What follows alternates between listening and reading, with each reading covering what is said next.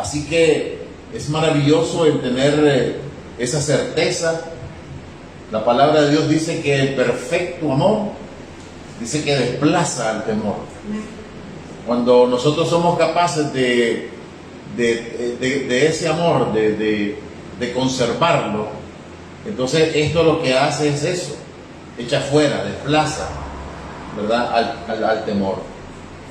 Por eso en esta mañana vamos a hablar precisamente de un tema que tiene que ver con eso. Hemos llamado al título de este mensaje: no tengáis temor. Y digo, no es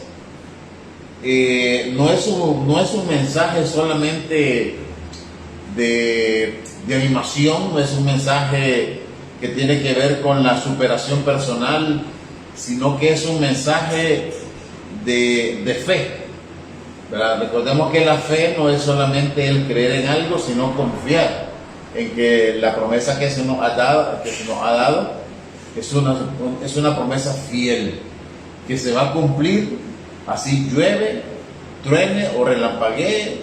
Las promesas de Dios son nuestras, y si son nuestras, podemos vivir de acuerdo a ellas. Amén.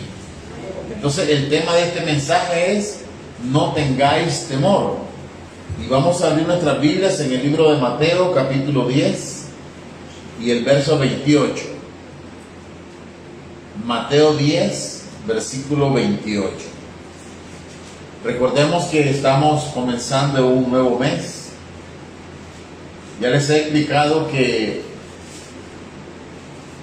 aunque ahorita es el 2 de octubre, ¿verdad?, realmente comenzó el día de ayer, pero estamos en los primeros albores de este mes. Eso significa que hay una nueva corriente, ¿verdad? Cada año nuevo, cada principio de mes, cada principio de semana, son nuevos aires, nuevas energías, nuevas oportunidades que se abren para los hijos de Dios.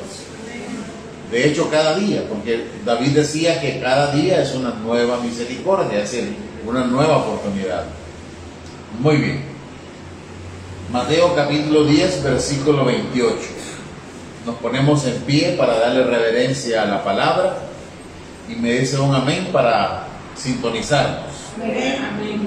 Dice la palabra del Señor, honrando al Padre, al Hijo y al Espíritu Santo: no temáis a los que matan el cuerpo, pero no pueden matar el alma. Más bien temed a aquel que puede hacer perecer tanto el alma como el cuerpo en el infierno. ¿No se venden 2 pajarillos por una monedita? Y sin embargo, ni uno de ellos caerá a tierra sin permitirlo el Padre. Y hasta los cabellos de la cabeza de ustedes están todos contados. Así que no temáis, ustedes valen más que muchos pajarillos. Por tanto, todo el que me confiese delante de los hombres, yo también lo confesaré delante de mi Padre que está en los cielos. Pero cualquiera que me niegue delante de los hombres, yo también lo negaré delante de mi Padre que está en los cielos. Padre, bendice esta palabra, Señor. Danos sabiduría, entendimiento para exponerla, pero también para conservarla. Muchas gracias, porque en todo, tú eres bueno y tu misericordia es para siempre. En el nombre poderoso de Cristo Jesús. Amén y amén. Esta palabra, hermanos, se da en un contexto, y déjenme explicar el contexto. Todo el versículo 10, desde el primer versículo, el Señor prepara a sus apóstoles, los llama, ahí está el listado de los apóstoles, y luego dice que Él les confiere poder. El versículo 1 abre con el hecho de que Dios viene y le confiere poder a sus discípulos, y se les da poder y potestad y autoridad sobre enfermedades, sobre demonios, sobre aflicciones, ¿verdad? Dios los envía y le dice: vayan, liberen a los endemoniados, sanen a los enfermos, y a los afligidos libérenlos de sus cargas. Por lo tanto, es como que Dios los estuviera armando.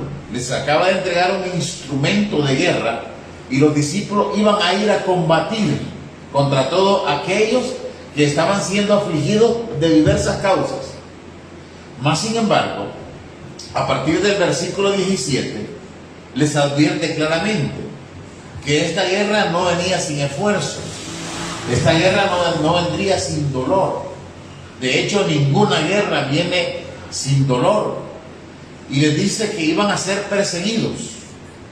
Y de hecho, más adelante, en el versículo 36 de ese mismo capítulo, dice que los propios adversarios estarían dentro de su casa, dentro de su familia. Y allí les dice claramente que se levantarían los padres contra los hijos contra los padres, etc. Entonces, en medio de este contexto surge lo que acabamos de leer. Cuando les dice: pero no teman, porque habrán personas, y honestamente en estos momentos hay personas que pueden dañar el cuerpo, pueden hacerlo sufrir indeciblemente y pueden hasta asesinarlo a uno. Pero el alma es otra cosa. Por eso le dice el Señor: mas temed a aquel que no solamente puede hacer eso con el cuerpo, sino que también puede enviar el alma al infierno, ¿verdad? Entonces, por lo tanto, es importante que nosotros nos situemos en ese contexto y nuestras mentes se llenen siempre de esa fe, de esa confianza, de que aquel que puede hacer esas cosas está con nosotros. Ahora bien, viene el tema de los pajarillos y le dice: no se venden 2 pajarillos. En algunas versiones dice apenas por un cuarto. Aquí en la versión NBLA dice por una monedita. Entonces ese cuarto, o el as que se llamaba en aquellos tiempos, era la menor moneda que corría en aquellos tiempos. Equivale más o menos como a unos 5 centavos de dólar de este tiempo. Entonces, por lo tanto, 2 pajarillos se vendían por menos de 5 centavos. Y algunos llegaban a ofrecer, ¿verdad? En aquellos tiempos llegaban a ofrecer 5 pajarillos por 2 monedas, como una forma de marketing, como una forma de vender más. Entonces los pajarillos que aparecen ahí descritos, ¿verdad?, o gorriones aparecen en otras versiones, se refiere a toda esa familia de aves que andan pululando y que en aquellos tiempos era tan abundante. Entonces los comerciantes los cazaban, esos pajarillos, los desplumaban, les sacaban las entrañas y luego los atravesaban con pinchos y los asaban. Y en cada pincho habían 2 pajarillos. Entonces, por lo tanto, uno podía comprar por 5 centavos 2 pajarillos, que ciertamente no era una gran comida, pero por lo menos satisfacía el hambre. Pues en aquellos tiempos no habían hamburguesas, eran pajarillos. Las comidas rápidas eran esos pajarillos. Así que era una cosa común y corriente. Y Dios toma esto, ¿verdad?, a estos pajarillos, para ejemplificar una gran verdad. Y la gran verdad dice que ni un solo pajarillo caería a tierra si el Padre, es decir, si Dios no lo permitía. Entonces, una de las cosas que tenemos que tener presente es que de toda la creación Dios tiene un control. Aún de las lagartijas que usted ve en las paredes de las casas o corriendo en los montes, aún de los animales pequeños, rastreros, de todos ellos Dios tiene un control. Y ni uno solo de ellos perece sin que antes Dios no haya dado el permiso para que eso suceda. Entonces viene el Señor y a partir de esa simplicidad emite una gran verdad cuando dice que los cabellos de nuestra cabeza están contados. En otras palabras, Dios está revelando que si Él tiene un control tan estricto de la humanidad, de la creación, y viene y nos dice a nosotros que los cabellos, es decir, ¿quién se va a tomar por así decirlo? Póngase a la madre más amorosa del mundo. Le aseguro que la madre que más ama a un hijo no sabe cuántos pelos tiene en la cabeza el hijo o la hija. Pues no hay una forma de contar, ¿verdad? Pero Dios hasta eso, pues. Es decir, Dios sabe en la cantidad de cabellos que hay en nuestra cabeza. Hasta ahí llega su cuidado. Y si nosotros confiamos en que Dios es tan cuidadoso, ¿cómo no va a saber Él las necesidades que nosotros tenemos? ¿Cómo no va a saber Él el dolor que estamos sintiendo? O la enfermedad que nos está afligiendo. O la circunstancia que sobre nuestro corazón ha venido. Entonces viene y nos dice claramente. Y les dice, así que no tengan temor. Porque vosotros, dice, valéis mucho más que todos los pajarillos del campo. Bueno, ahí dice muchos pajarillos. Entonces, que todos los gorriones. Si nosotros vemos ese cuidado en un pajarillo insignificante, ¿verdad? ¿Cuánto no más, ¿verdad? Dios no va a tener cuidado de nosotros, que significamos mucho más que esos gorriones? Así que estudiemos por alguna parte, ¿verdad? Estudiemos qué tipos de gorriones hay. Y a mí se me ocurría que el primero que aparece es el gorrión que no tiene valor. ¿Cuántas veces nosotros decimos, es que yo no valgo nada? Es que para las personas yo soy insignificante. Es decir, hay gorriones así. O sea, yo no sé el gorrión porque nunca he tenido cerebro de gorrión. Pero me imagino que si él viera toda la creación, dijera, si yo no valgo nada, si no dan pero ni 5 centavos por mí. Usted ha oído hablar gente así, que dice, si yo no tengo ni que caerme muerto. ¿Ha habido gente así? O que diga, no, si es que yo soy menos que nada, ¿verdad? Entonces, ante esa situación, el Señor viene y le dice, no, un momento, puede ser que para ti o para las personas tú no valgas nada, pero para mí vales mucho más que muchos pajarillos. Y si yo no cuido de ellos, y tú tienes más valor para mí que ellos, ¿cuánto no más cuido te voy a brindar a ti? Entonces, es cierto que los pajarillos no eran comida de ricos, ni de reyes, ni de nobles en aquellos tiempos, pero era el común de los alimentos para las personas que iban de paso, ¿verdad? Y para saciar el alma, pues si no llevaban mucho dinero, 2 pajarillos y se comían hasta los huesos. Entonces, por lo tanto, es importante que nosotros, aunque no tengamos valor para los demás, sí sepamos, ¿verdad? Allá, por ejemplo, en el libro de Isaías, Dios le dice a Jacob, ¿verdad? Jacob decía que él era un gusano, pero Dios le decía, a mis ojos fuiste de grande honra. Es decir, aunque Jacob se miraba a sí mismo como una persona sin valor, pero a los ojos de Dios, dice, tú fuiste de un gran valor. Es decir, era una persona honrosa a los ojos de Dios. Ya vamos a ver de dónde viene la honra que sale cuando la persona se sitúa ante Dios. Entonces tenemos ese primer gorrión, un gorrión que no tiene valor alguno. El segundo gorrión son los gorriones solitarios. Gorriones solitarios son aquellos que se sienten solos.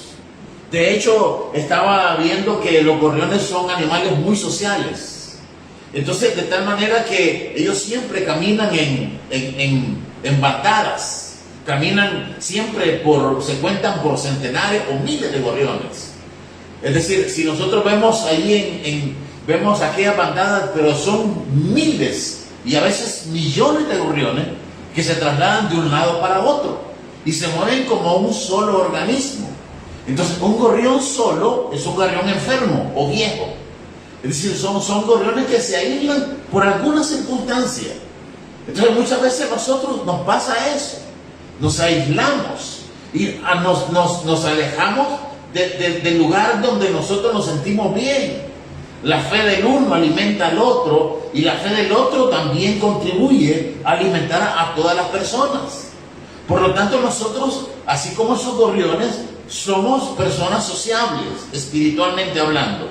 Nos reunimos en este lugar porque el calor de que nosotros emanamos, nos alimentamos los unos con los otros. Pero ¿qué sucede con los gorriones solitarios? Allá David en el Salmo 112 y versículo 7, David le dice al Señor: yo soy, dice, como un gorrión solitario. Me paso la noche sin dormir, dice. Y soy como un gorrión, dice, solitario en el techo. Claro, estaba pasando por situaciones de persecución. Y muchas veces estas situaciones vienen a nosotros y nos hacen sentir así, que nadie nos entiende, que nadie nos comprende, que nadie nos ayuda, y nos sentimos a veces como fuera de la banda de gorriones. Entonces, la gran pregunta es esta: ¿será que alguna tormenta habrá destruido nuestro nido, hermanos? ¿Será que en medio del viento tempestuoso nuestro nido fue dejado completamente barrido? Ahora, si te has sentido solo, ¿tú crees que el Señor nunca se sintió solo? Ahí en el madero, ahí colgado en el lugar del tormento, el Señor le dijo: Padre, ¿por qué me has abandonado? Era un sentido de soledad, era un sentido de abandono, de desamparo, pero era porque Dios en ese momento estaba alejándose de su Hijo, y aquella hermosa comunión que había entre ellos estaba siendo rota, porque Jesús ahora estaba cargando sus pecados y los míos. Entonces Jesús viene y nos da a entender claramente que Él entiende la soledad. Ahora, ¿nos han traicionado? ¿Alguna vez te han traicionado, hermano? Pues también a Jesús Judas lo traicionó. Su apóstol, su amigo, aquel que metía en el plato, mojaba su pan, lo traicionó de una manera trapera, de una manera terrible. Entonces Jesús también sufrió la traición. Te han engañado, hermano. Te han abandonado.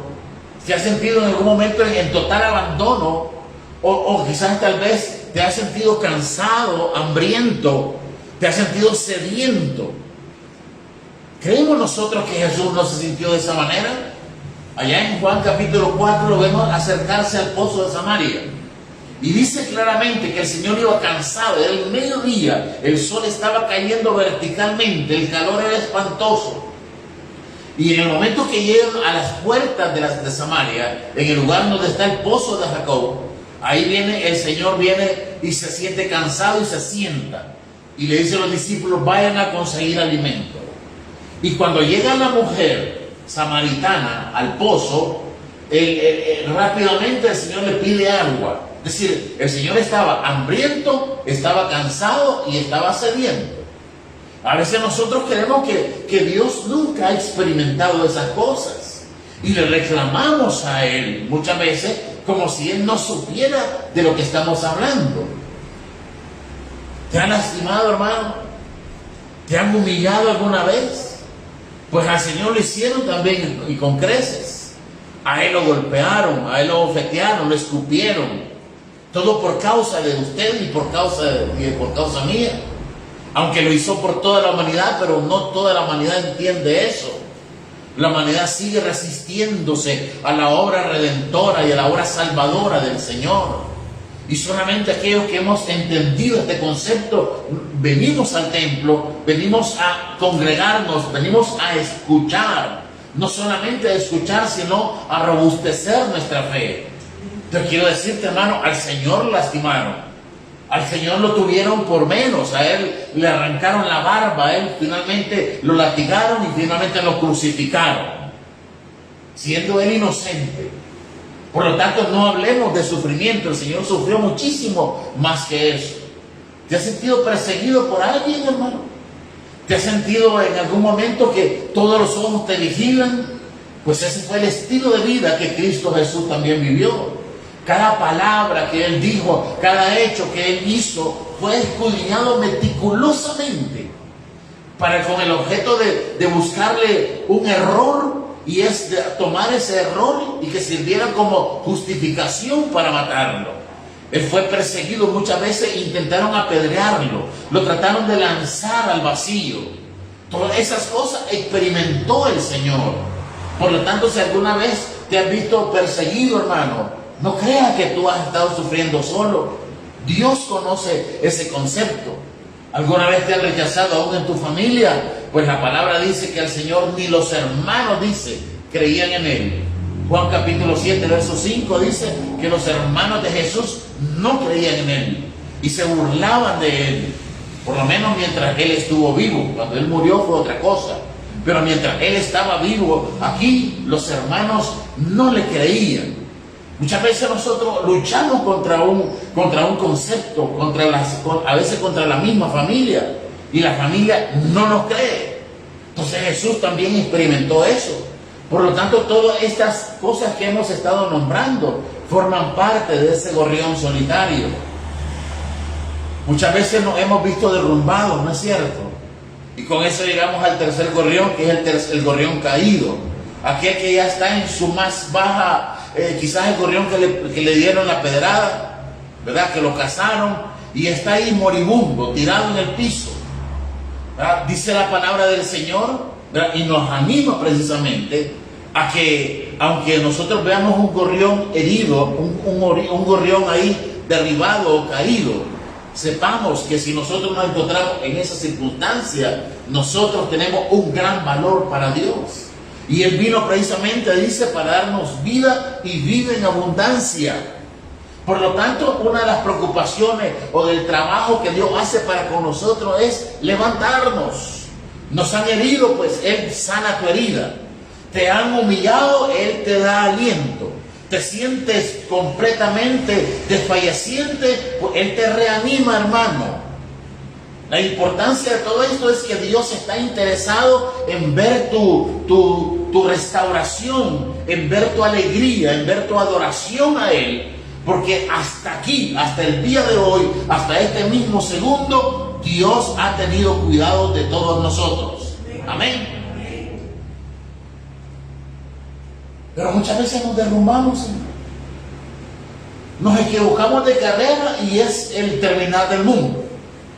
Hemos fracasado en un negocio y creemos que hasta ahí llegó todo.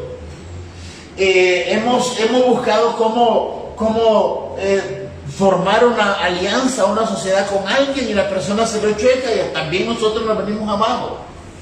La persona en que más confiábamos nos traicionó y con eso también nos caemos.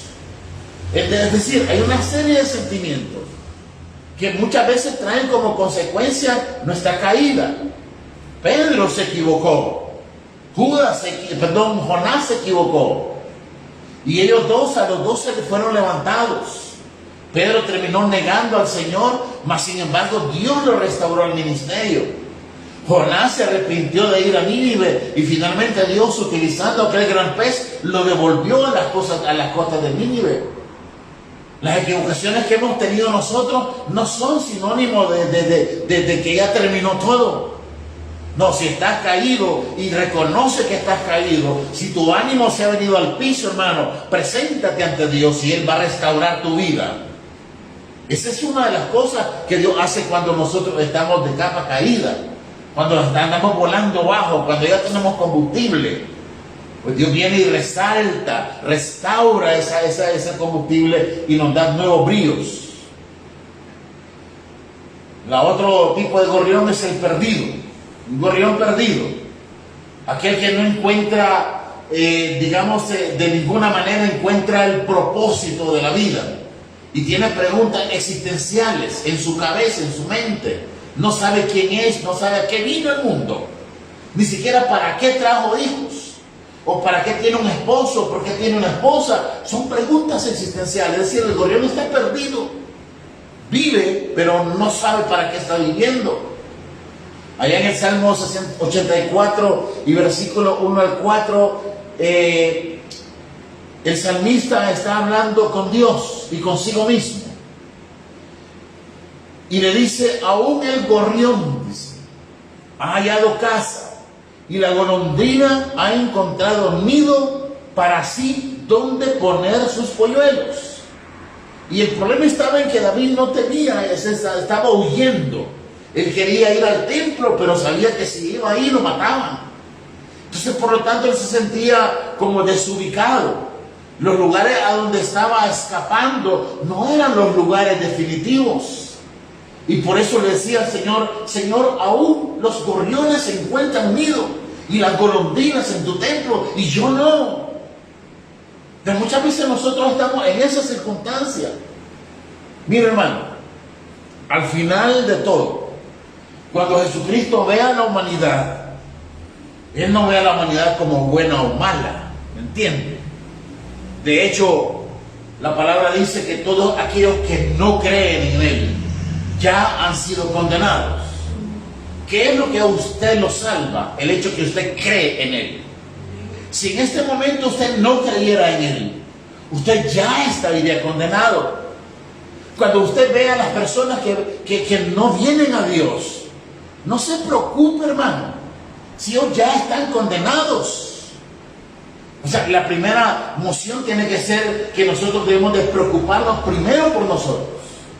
No porque seamos egoístas, sino porque si usted no tiene una condición de salvación, entonces también nosotros estamos en problema. Y no podemos dar aquello de lo cual carecemos. ¿Cómo usted hace para darle $10 a alguien si usted no tiene nada en la bolsa? ¿Me entiende? Primeramente tiene que tener por lo menos esos $10 para darlos. Asimismo, una persona no puede extender salvación si antes no ha experimentado salvación. Si en su corazón existe salvación, entonces la persona puede hablar de salvación. Entonces, por lo tanto, nosotros tenemos que reconocer eso. Cuando Jesús vino a nosotros, no es que nos viera que fuéramos malos. No, lo que vio es que éramos necesitados. Él vio la necesidad. Sabía que dentro de nosotros, a pesar de que las personas anden en fiestas, estén tomando licor, se estén drogando, estén haciendo cualquier perversión, Él ve que ahí no hay felicidad. Y la persona que se emborrachó en una fiesta, al día siguiente, hermano, no se aguanta ni él mismo. Y así cada vicio, hermano. Entonces Dios no ve esas cosas, no dice esta persona es mala, sino que cuando Dios nos vio a nosotros, vio una necesidad urgente de satisfacer, de saciar esa sensación de vacío. Y por lo tanto Dios acudió en nuestro auxilio y nos dio, por así decirlo, nos dio un nido en su casa, en su templo. Entonces, por lo tanto, vio nuestra necesidad, nuestra carencia de fe, como muchas veces carecíamos de fe y carecíamos aún del deseo de vivir. No queríamos vivir, nos sentíamos mal con nosotros mismos. Cuando Dios vio esa necesidad, vino a nosotros. Así encontró el Señor a la mujer del pozo de Samaria. Ahí dice que la mujer estaba perdida, buscando hombre, y este era el sexto hombre. Es decir, la persona con la cual estaba compartiendo su lecho no era su esposo. Entonces seguía estando tan perdida como cuando estaba con el primero. ¿Por qué? Porque ella creía que teniendo a una persona a la par iba a encontrar consuelo. No. Entonces esta persona estaba perdida en sus pensamientos. Todas sus decisiones eran erróneas. Entonces Jesús prácticamente, si él hubiese buscado una persona completamente cuerda, pues no era esa la persona idónea. Si él hubiera buscado una persona santa, yo no era la persona idónea, no era la persona que debería estar aquí. ¿Por qué? Porque Dios me consideraba lo suficiente malo como para desecharme. Pero Dios no vio a una persona así, vio a una persona necesitada. Y por esa razón vino Dios, hizo una obra en la vida de cada uno de nosotros, y por eso estamos aquí, porque Dios suplió la necesidad. Y usted hoy es un hijo de Dios, es una hija de Dios, y Dios tiene y tendrá cuidado todo el tiempo para usted. Entonces, por lo tanto, ahí en Juan capítulo 4:4 dice claramente que esta mujer andaba perdida en concupiscencia. Así también encontró al paralítico en el estanque de Betesda. 38 años, hermano. Y los últimos años era ir a ese estanque. Porque ahí se decía que había un espíritu o un ángel, decían ellos, que cuando agitaba el agua y si él se podía ir de primerito, entonces él se iba a salir sano. El problema es que estaba paralítico. Y antes que él pudiera moverse, porque no podía moverse, alguien se le adelantaba. Y así durante mucho tiempo, muchos años, él estuvo perdido en esa muchedumbre de enfermos. Y en Juan capítulo 5, verso 1 dice que el Señor lo encontró a él. ¿Qué vio en él? Un hombre sano, un hombre fuerte, un hombre honesto. No, vio una persona necesitada y decidió ayudarle. Y cuando él extendió su mano al hombre, no hubo necesidad de ir al estanque, sino que con la palabra del Señor el hombre fue sanado.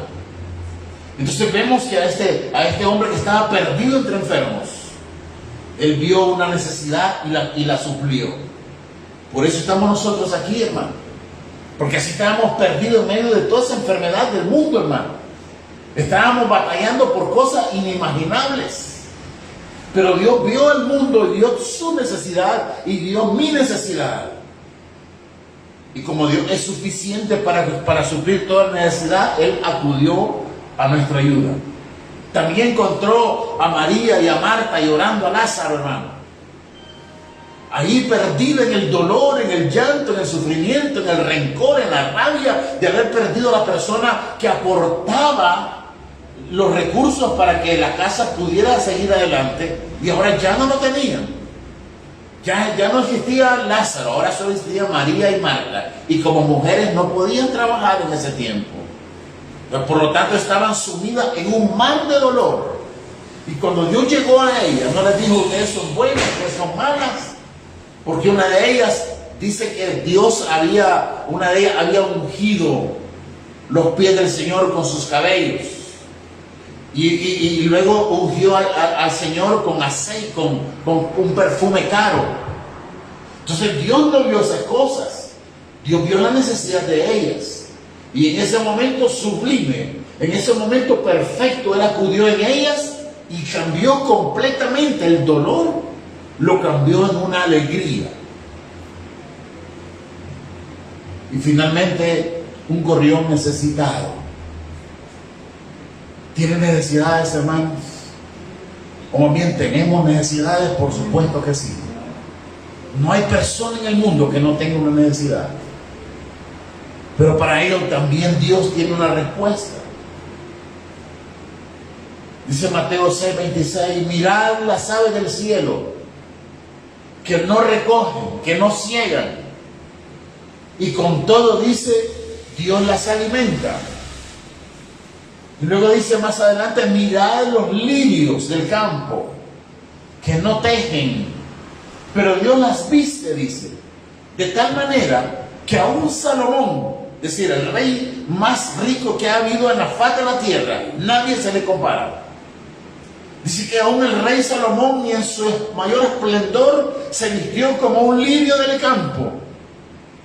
Y le dijo, a continuación le dice: y si los lirios del campo, o la hierba del campo, que ahora es y en la tarde está seca, Dios las viste así, ¿cuánto no más a ustedes, hombres de poca fe? Dice, Dios les dará todo lo que necesitan. Esa es la imagen del gorrión necesitado. Por lo tanto, no se preocupen, hermanos. Ahí dice en el versículo 31, no se preocupen diciendo: ¿qué beberemos? ¿Qué comeremos? ¿Cómo nos vestiremos? Dios va a suplir esa necesidad. ¿Pero cómo? Dice: mas buscad primeramente el reino de Dios y su justicia, y todas estas necesidades, o toda la saciedad de esta necesidad, os será hecha.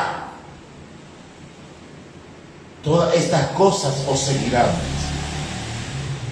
¿Estamos buscando el reino de Dios, hermano? En realidad, nos volcamos a Él como nuestra suficiente tabla de salvación. No porque sea una de las tablas, no, es porque es la única.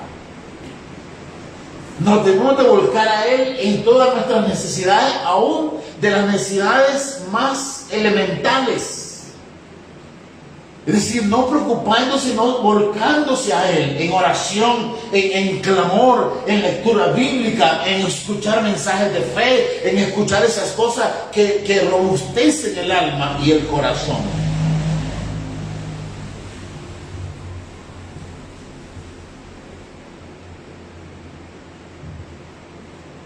¿A cuál categoría usted corresponde?